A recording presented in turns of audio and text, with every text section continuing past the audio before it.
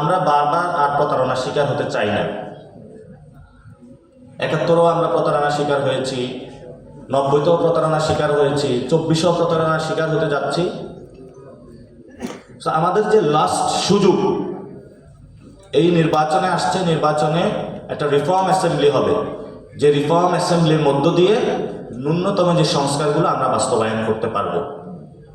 তো যদি এই গণভোটে পাস না হয়, তাহলে ন্যূনতম যে সংস্কার সেটাও এই গণ অভ্যুত্থানের পরে বাস্তবায়ন হবে না।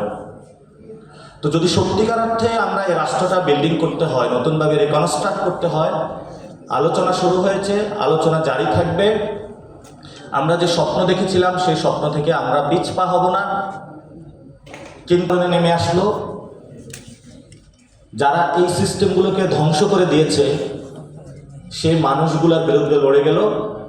গণ অভ্যুত্থানের পরে এই মানুষগুলো আবার প্রতারণার শিকার হলো।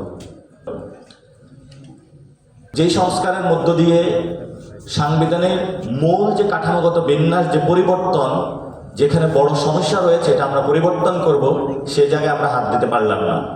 আমরা বলেছিলাম একটি গণপরিষদ প্রয়োজন, যে গণপরিষদের মধ্য দিয়ে বাংলাদেশের যে বেসিক বা মৌলিক সমস্যা, ওই সমস্যাগুলোতে আমাদের নিয়ে গিয়ে আঘাত করে নতুন একটি হলো সংবিধান চুক্তিপত্র আমাদেরকে বানাতে হবে, নতুন একটা গেম প্ল্যান বানাতে হবে, যেই চুক্তিপত্রের মাধ্যমে আমরা ভারতীয় আধিপত্যবাদ থেকে মুক্তি পাব, শিক্ষা, স্বাস্থ্য, বাসস্থানের থেকে যে বৈষম্য রয়েছে সেখান থেকে মুক্তি পাব।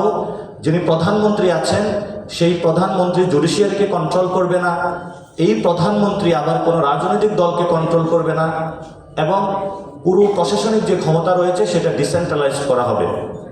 কিন্তু আমাদের সে আশা অধরা রয়ে গেল।